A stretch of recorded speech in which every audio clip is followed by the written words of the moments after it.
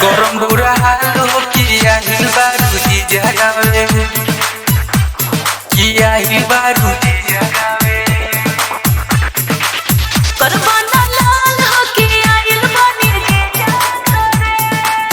होलिया में रंगब साली होलिया में रंगब साली तोहर दुनु गाल हो किया हिल बारू जी जगावे किया हिल बारू जी जगावे करम बुरा हाल हो किया हिल बारू जी जगावे करम बुरा हाल हो किया हिल बारू जी जगावे। अरे सुना हमार दीदी के देवर सुनो दीदी के देवर सुनो गली नहीं डाल हो किया हिल बानी जी जगावे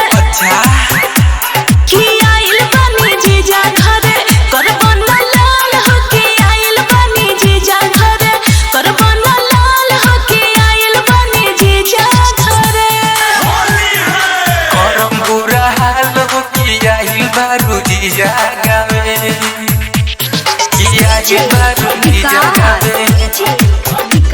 की रंगम तोहर गाल हो किया हिल बारू जी जगावे करवाना लाल हो किया हिल बानी जी जगावे रंगब तोहर लहंगा साली रंगब तोहर चोली हो आगा पीछा सब रंगब केहू नहीं बोली हो बुझला अरे कबो ना मान जा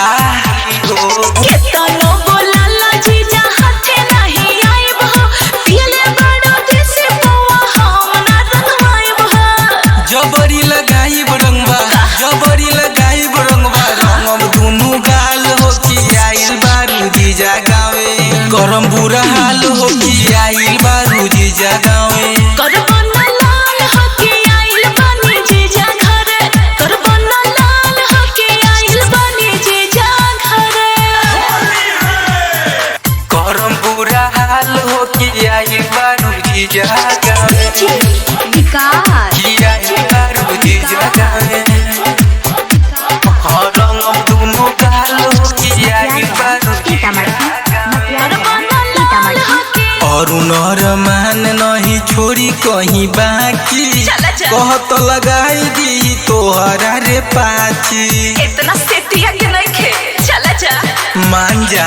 सोना जीजा आज हम खोलब ना के मारी रात ले बैठा रहो अगोरी दुआरे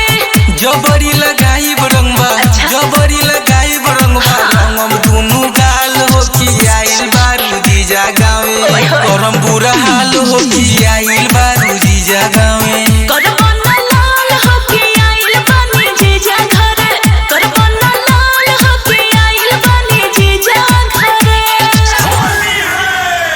रिटो फिल्म्स रिकॉर्डिंग स्टूडियो दिल्ली।